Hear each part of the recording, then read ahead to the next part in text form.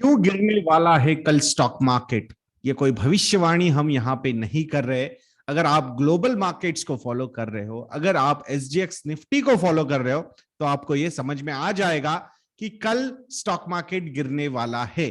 अब हमेशा जो एक कंप्लेन होती है कि सर आप गिरने के बाद क्या बोलते हो, बताते हो, तो ये हमने गिरने से पहले बता दिया, बट इससे कुछ फर्क पड़ने वाला है क्या? बिकॉज मार्केट अगर ओपन होंगे तो वो डाउन में ही ओपन होंगे, तो अल्टीमेटली गैप डाउन ओपनिंग से ऐसा किसी का कुछ बहुत ज्यादा कुछ फायदा होने नहीं वाला है। But normally we try to give you a context की कैसे देखना चाहिए चीजें, क्या हो रहा है, और इसमें कुछ अगर नॉलेज एडिशंस हमारी साइड से होते हैं तो हमें काफी अच्छा लगता है। तो इसी के बारे में आज हम बात करने वाले हैं। ऐसा क्या हो गया कल जो मार्केट्स, ग्लोबल मार्केट्स आज इतने ज्यादा गिर रहे हैं? और अगर मुहर्रम नहीं होता तो अपने भी मार्केट्स आज अच्छे खासे 200-250 पॉइंट शायद निफ्टी आज गिर जाता, यानी कि 600-700 पॉइंट तक सेंसेक्स भी गिर सकता था। तो इसके पीछे के कुछ रीजंस के बारे में आज हम बात करने वाले हैं। तो ऐसा क्या चेंज हो गया? तो एफओएमसी, फेडरल रिजर्व के जो मिनट्स ऑफ द मीटिंग्स है वो बाहर आ गए हैं, और जो दो बड़े कंसर्न है मार्केट को या फिर ओवरऑल ग्लोबल इन्वेस्टर्स को, वो कंसर्न्स रियलिस्टिक होते हुए नजर आ रहे हैं। अब वो कंसर्न्स क्या है, इसके बारे में हम बात करने वाले। पहला कंसर्न, जो क्यूई क्वांटिटेटिव ईजिंग यानी कि इजी लिक्विडिटी है, बॉन्ड परचेसेस जो कर रहे हैं सेंट्रल बैंक्स, वो बॉन्ड परचेसेस शायद खत्म हो सकते हैं। सो क्यूई टेपरिंग के बारे में बातें शुरू हो चुकी है, और वो जो चीज है वो हो सकता है इस पर्टिकुलर ईयर, ये कैलेंडर ईयर के एंड ऑफ, मतलब नवंबर दिसंबर से ये सारी चीजें शुरू हो सकती है। तो ये पहला कंसर्न है, इसके बारे में बात करेंगे और डिटेल में। और दूसरा कंसर्न है मार्केट को कि US Federal Reserve can start hiking interest rates. So ये जो हम हमेशा बात करते हैं कि यूएस में जो इंटरेस्ट रेट्स है जो ऑलमोस्ट 0% की तरफ है, 0 to 0.25% के बीच में, शायद वहां पे इंटरेस्ट रेट्स बढ़ाना फेडरल रिजर्व शुरू कर सकता है। And that is the challenge currently market is facing. Market को लग रहा है यार ये क्या हो रहा है यार, इजी लिक्विडिटी है। सो क्यूई के बारे में अगर हम बात करेंगे तो ये क्यूई टेपरिंग वगैरह, क्यूई क्वांटिटेटिव ईजिंग, इसकी वजह से फ्री सस्ता पैसा मार्केट में आ रहा है। सो बॉन्ड परचेसेस जो है फेडरल रिजर्व कर रहे हैं और पैसा इन्फ्यूज करते जा रहे हैं। सो अल्टीमेटली स्पेकुलेटिव एसेट्स के लिए ये काफी अच्छा होता है, ये सस्ता पैसा। स्पेकुलेटिव एसेट्स में क्या क्या आता है? उसमें आता है इक्विटीज, ग्लोबल इक्विटीज, इमर्जिंग हो, डेवलप वर्ल्ड वाली इक्विटीज हो, आजकल क्रिप्टोज भी उसी में, उसमें बहुत सारा डिस्कशन चल रहा है। ऑयल रिलेटेड या फिर कमोडिटी रिलेटेड चीजें भी वहां पे हो सकती है। तो ये फ्री पैसा बहुत सारे एसेट्स को इन्फ्लेट कर देता है। अब वो डिबेट हो सकता है वैल्यूएशन पॉइंट ऑफ व्यू से कि क्या सही है क्या गलत है, बट ये पैसा जो मार्केट में एक जबरदस्त तरीके से फ्री फ्लो चल रहा था, वो फ्लो कहीं ना कहीं रुकने की बातें चल रही है। एंड टेपरिंग में वो पैसा शायद वापस भी लिया जा सकता है। दो इसके बारे में अभी तक कुछ भी बोला नहीं है फेडरल रिजर्व में, बट ये फ्री फ्लो बंद करने की बातें तो शुरू हो चुकी है end of this calendar year. And interest rate hikes की जो बातें चल रही है वो शायद नेक्स्ट ईयर के एंड में, नवंबर दिसंबर 2022 तब ये इंटरेस्ट रेट हाइक की बातें शुरू हो सकती है। बट मार्केट क्या होता है, मार्केट उसके पहले ही सारी चीजें डिस्काउंट करना शुरू कर देता है। तो हम जिसे बाहुबली कहते हैं, यूएस का जो 10 ईयर जिससे यील्ड है, 10 ईयर गवर्नमेंट बॉन्ड यील्ड, तो वो यील्ड अभी तो 1.23% पे है, बट अगर ये परसेप्शंस चेंज होने लग गए तो ये यील्ड ऊपर जाना शुरू हो जाएगा। और जब ये यील्ड ऊपर जाना शुरू हो जाता है तो डेट, ये जो एसेट क्लास है, वो इक्विटी का ऑल्टरनेटिव बोल के सामने प्रेजेंट हो सकता है। And that can pose challenge towards the equity allocation और इक्विटी वैल्यूएशन। सो वहां अगर 1.5-2-2.5% तक अगर 10 ईयर जिससे कील जाती है तो फिर डेट का पी रेशियो और इक्विटी का पी रेशियो कंपेरेबल हो सकता है। तो ये सारे कंसर्न्स मार्केट को नजर आ रहे, एंड दैट्स व्हाई मार्केट सिर्फ मिनट्स ऑफ द मीटिंग्स पढ़ के थोड़ा सा नेगेटिव रिएक्शन देना शुरू किया है। And we are living in a coupled world. Coupled world मतलब हम सबसे जुड़े हैं।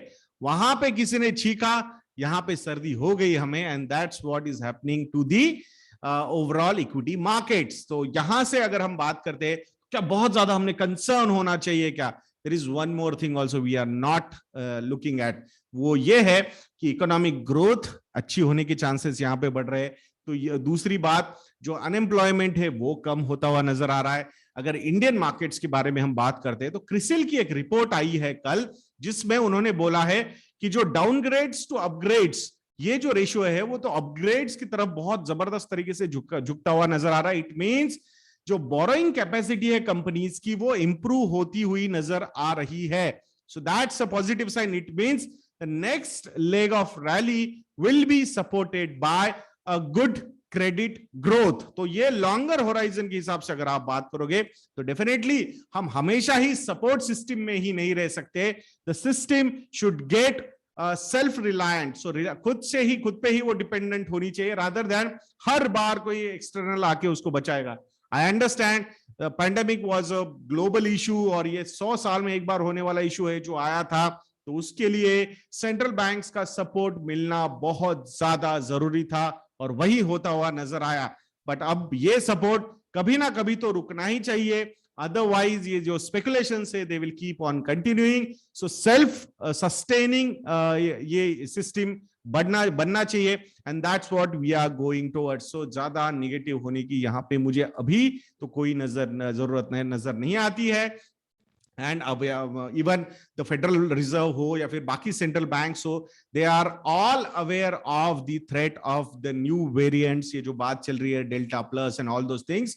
तो अगर रिक्वायरमेंट आती है फिर से सपोर्ट करने की, so these central banks are going to be there, they are here to support, not to destroy things. So please don't worry about these things. But ऐसी ये जो रेड कलर होता है ये अपॉर्चुनिटीज प्रेजेंट करता ही है and that's why we should take it positively. मुझे लगता है इवन इंडिया में भी आने वाले समय में इंटरेस्ट रेट्स वगैरह की बढ़ने की बातें हो सकती है। I was reading a report today regarding कि कितने रेट हाइक्स आने वाले समय में हो सकते हैं। मॉर्गन स्टैनली की शायद वो रिपोर्ट थी। तो कैलेंडर ईयर 2022 में ऑलमोस्ट 4 रेट हाइक्स इंडिया में हो सकती है। तो definitely it will have some impact on the profitability of the companies. But अगर ओवरऑल डिमांड साइड से अगर अच्छी सारी चीजें हो जाती है, इन्फ्लेशन अगर डिमांड रिवाइवल की वजह से बढ़ता है, तो मुझे लगता है ये बहुत सारी चीजें पॉजिटिव भी हो सकती है। A good inflation between 4 to 6% is always positive. हाँ, आउट ऑफ कंट्रोल अगर चला जाता है वो, that is a problem. Last year का जो इन्फ्लेशन हमने देखा था that was majorly because of supply constraint. तो वहां पे सप्लाई कंस्ट्रेंट अगर नहीं रहेंगे और डिमांड अच्छी चलती रहेगी तो मुझे लगता है काफी अच्छी चीजें आने वाले समय में हो सकती है। और मॉनसून भी काफी अच्छा जा रहा है, सो डोंट वरी। मुझे लगता है बहुत सारा फेस्टिवल, ये जो आने वाला फेस्टिवल सीजन है, it is going to have very good numbers, it will present very good numbers and that's why we should be positive on our Indian economy and overall markets also. Short term hiccups में ज्यादा परेशान मत होइएगा दोस्तों। जो अपना thought process है long term investing का, तुच्छ प्राणी बनने का, इंक्लूडिंग मी, उसको कंटिन्यू करना है। एसेट एलोकेशन वगैरह फॉलो करते रहो, ज्यादा लमसम जाके बाइंग करने की कोशिश नहीं करनी है। Staggered way of investment approach is always good because ultimately it is all about managing our own behaviors, investment behaviors manage karna is the most important part. 95% of your portfolio success will be depend on how you manage your behavior rather than which exact stock or exact mutual fund you are going to select, and that's what we are trying to help you over here.